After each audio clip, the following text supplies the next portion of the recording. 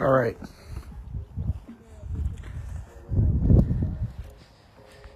Okay.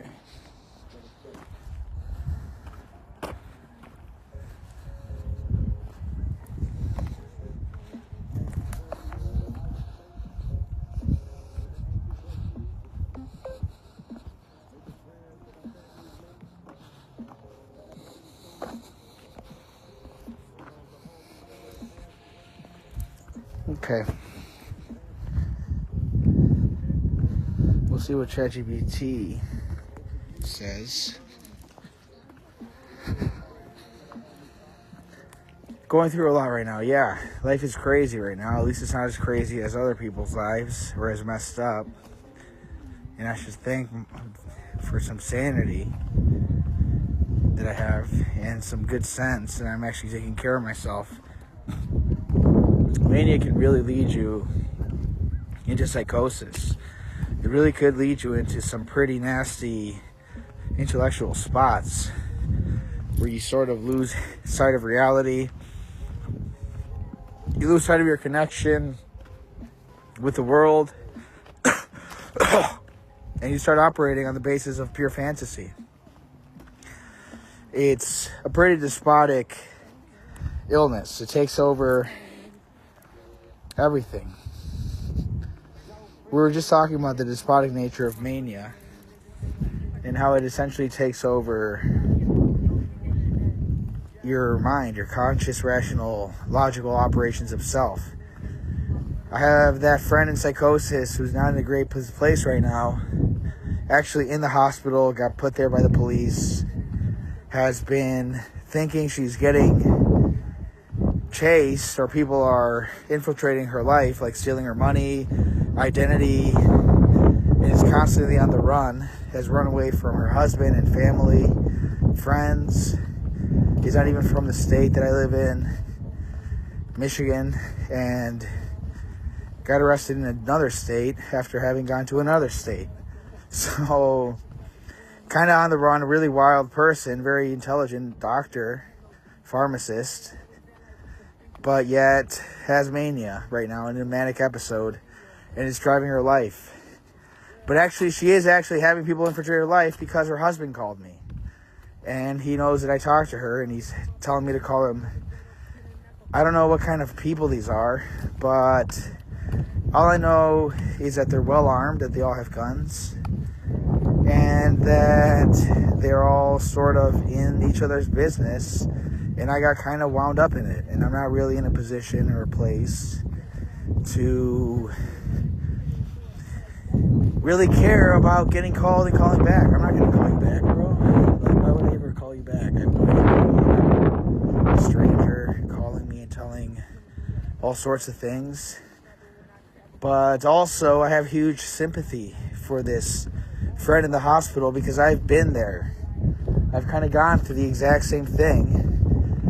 And maybe it wasn't so intense, and maybe it wasn't the exact same thing. But the manic episode, the delusions, the forgetting and losing track of what happened, and all of it, the center of a movie, which basically your life becomes, because people will notice that you're acting strange, and you start doing strange things, like abandoning your family, completely normal in a manic episode. And then to have people chase you and come after you if they actually love you. And so you actually are being chased and looked after, and the police are searching for you because you have all these search things, like for missing persons, and getting constantly stopped and asked for your identification, which has happened to me. I've gotten stopped in different cities by police where I was reported to be missing, only to get interrogated by the police and skillfully evading getting identified as the person that they thought I was. Well, I actually was. And so, very crazy times that mania will put you in actuality, and really, apart from the mental insanity that's already going on, people will place you in a movie.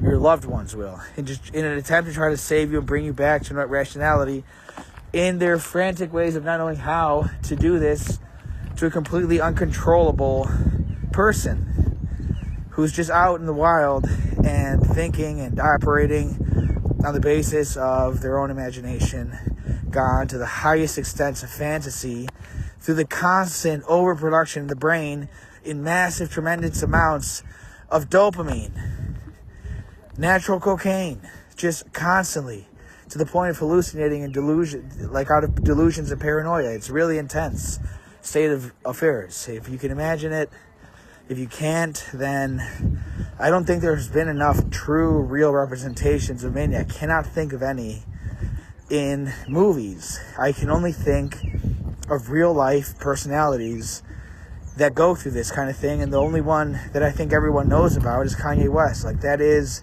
not an abnormal person in the bipolar community. He's completely within the realm of bipolar mania. And there's people like him all over the place whose lives are just as controversial, I guess, and harmful, and I guess he has just managed to use it to make great success, because if you think that it doesn't, then it does. It leads to great success, because that kind of drive and motivation and energy is always going to produce results and confidence. It's just when it becomes too much, and maybe he's got, not so bad of a disease, so it hasn't taken over his life, and it's only sometimes, I don't know, or maybe he gets away with a lot more because he's immensely rich, more than the normal person. So, who knows? We can only speculate, but we've been walking into the wind, which is freezing, and we have expressed our discontent with reality, with ChatGPT. We've been too busy. We need to make a note right now to get a microphone. Wrong phone. Sorry, you're being blocked, video.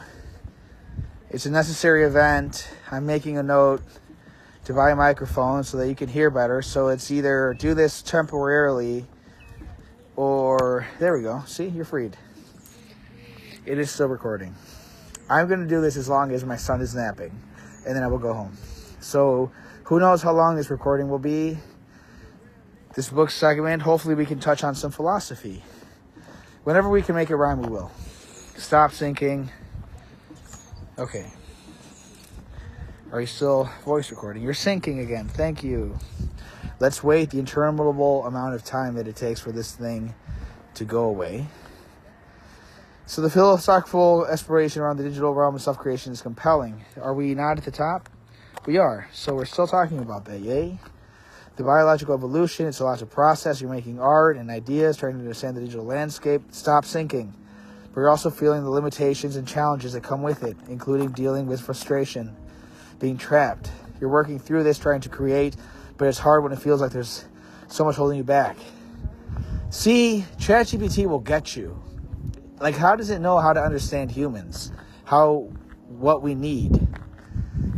And I don't need to hear that, but it's actually good to hear that. I'm relieved to hear that because it gets it. It knows that all of this is a process of creation and that I'm trying to get it out there immediately, like in the idea and inspiration of Andy Warhol. And so, is there a way you're trying to balance creative drive with the need to release that frustration or anger?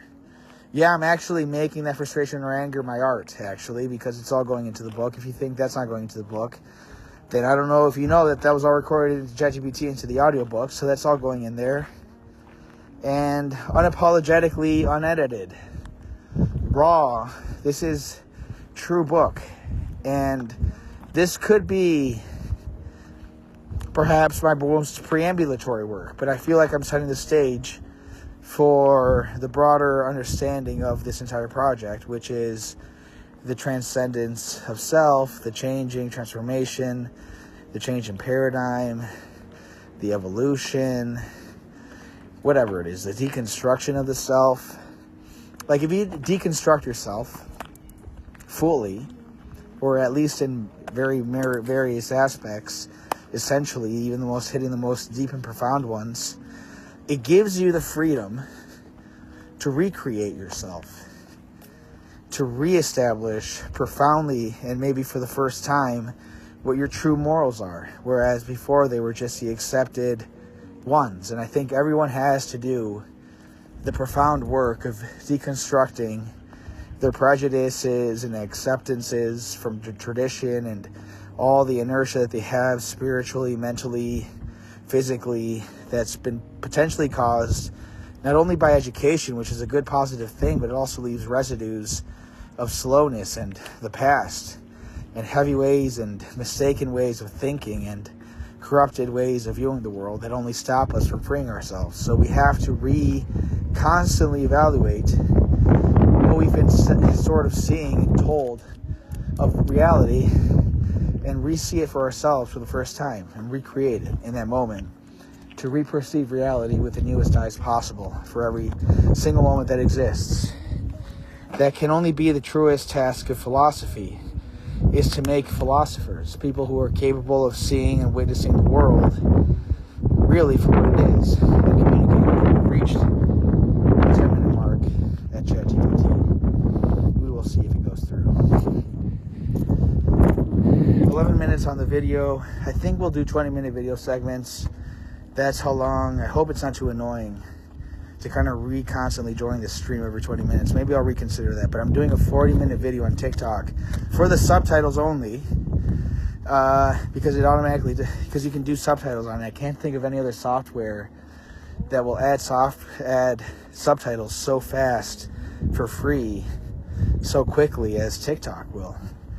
So that's really the only reason that I'm using it, because I want to make a documentary with subtitles. So it's a complete luxury. And I'm creating a TikTok channel that's getting like followers, and very few, but some, and like visits to my page, because I'm posting these clips right onto there. Now, it wasn't necessarily these clips that kind of led to it.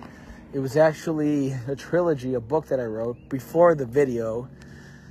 Unfortunately, I tried to get to the video as soon as possible, but it took forever to get another iPhone and have it hooked up to cellular so I can use it independently of the other one, because I was having issues logging in. The only issue with Twitch was the fact that I couldn't log in to it. I was like kicked out of my old account on my old phone number and emails and everything. Like, so I had to create a whole new account with my new phone number. And so I got a whole new phone number just for a Twitch account. But I kinda had a million other reasons to get another phone as well. But I would have done it sooner. We would have had that trilogy on video, but that trilogy might have never happened. It was free of the segue that we made into the video land. And it was a complete immediate reaction. But it was kind of like our first encounter with technological loss on the grand scale and processing it, leading to the full scale fleshing out of a philosophy through historical connection for the first time in many various aspects. And it was a very fun time. We can do it again. We'll further flesh it out. But for the time being, navigating a world of intense personal experiences, really. Is that what you guys are kind of experiencing? Or is it only ChatGPT that's navigating a whirlwind of intense personal experiences? I hope you are as well. Let's all hope that we can. Oh! These can all fall. Just don't sink. You're going to sink, so why should I try to stop you? My hands are too cold. Oh no, they're becoming numb. How much battery do I have? 8%. Shoot. How much do I have here? 25%. So only one of them is killing me. Well, maybe I have a battery charger. We will do a quick battery charger thing. We'll have to stop this at 14 minutes, unfortunately. But we will charge this phone so that we can keep going. I have my iPad, so I can just charge from the iPad. So bear with me.